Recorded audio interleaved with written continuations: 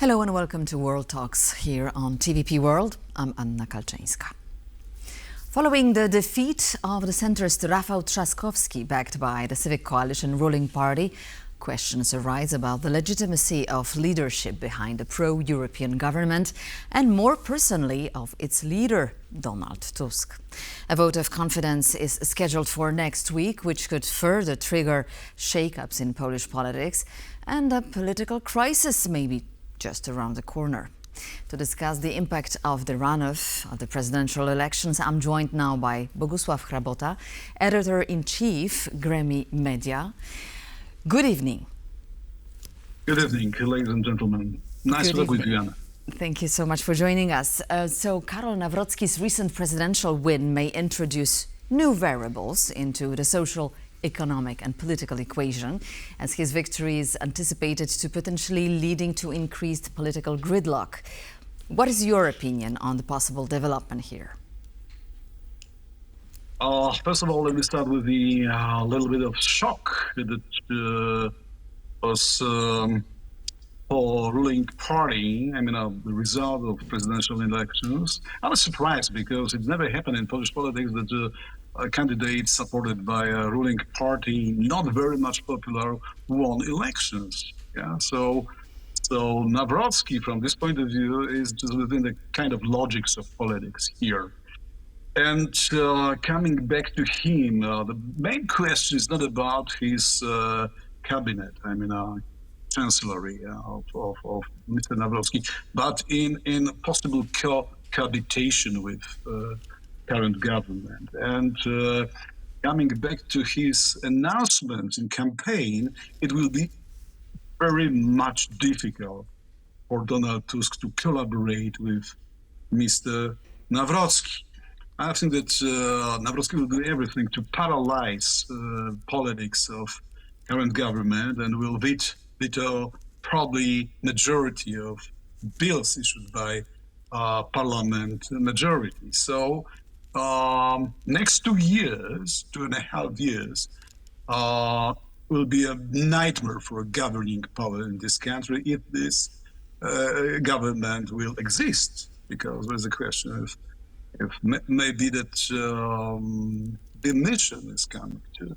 It's possible. Exactly. Let's explore this avenue. After the results were announced in a TV address, Macron-style gambit, Donald Tusk called for a vote of confidence in the Polish parliament. And he says it's an offensive, not a defensive move. So what do you think of this? Isn't it too risky? He has no other way. I think the coalition and Donald Tusk himself needs to have a new opening in politics. After a result of presidential elections, his position is weak and he needs new dynamics. He announced that this vote of confidence will be in next days, but after talks with his partners in coalition, they decided to extend it for another couple of days. So we'll have it on Wednesday, 11th of June. And in the meantime, he will discuss some major and the most important issues about the new strategy for future. And what pays off more for Tusk? Snap elections now to consolidate, or its support, or? Change the dynamics of politics.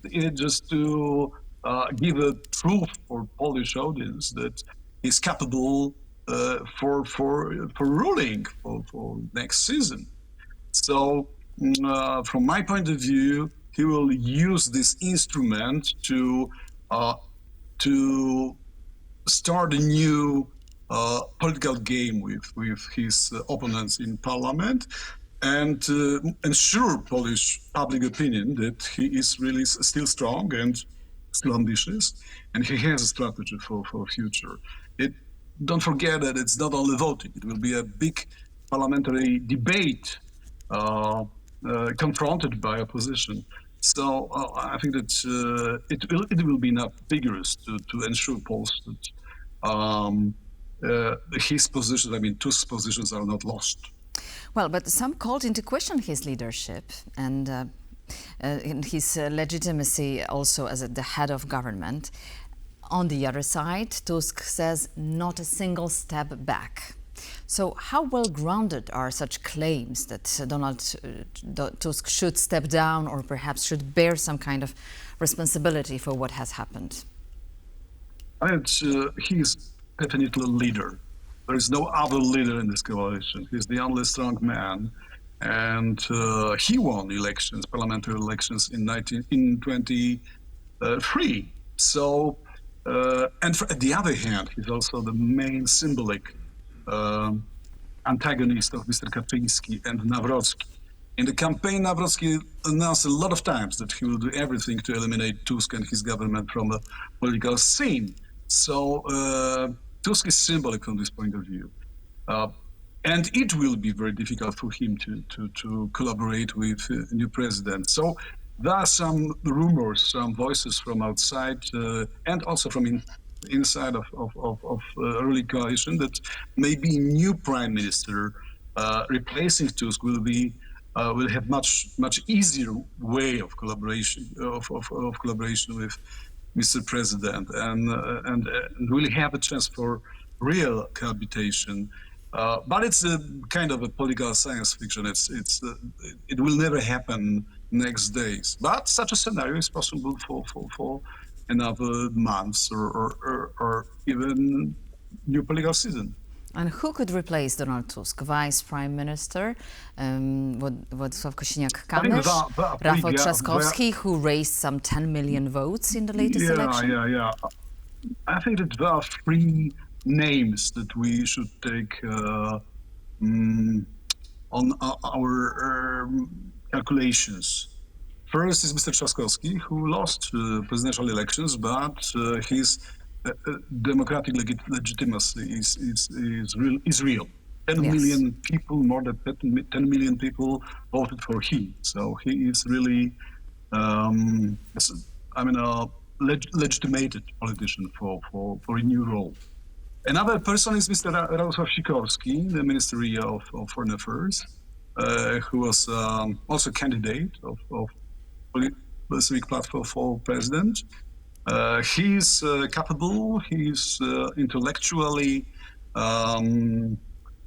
very efficient, and I think he can play such a role of new prime minister as well. And the third person, and I think the best one for replacing Mr. Tusk is Mr.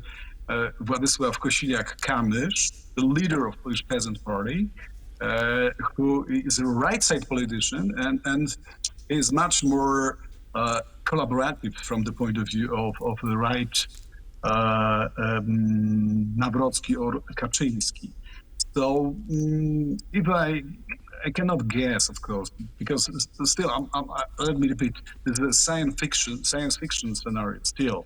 Of but course. If I can guess, Mr. Władysław Kosiniak-Kamysz is the best choice from the point of view of possible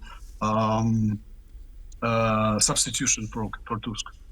Especially given the result of Szymon Hołownia, the candidate of the Third Way.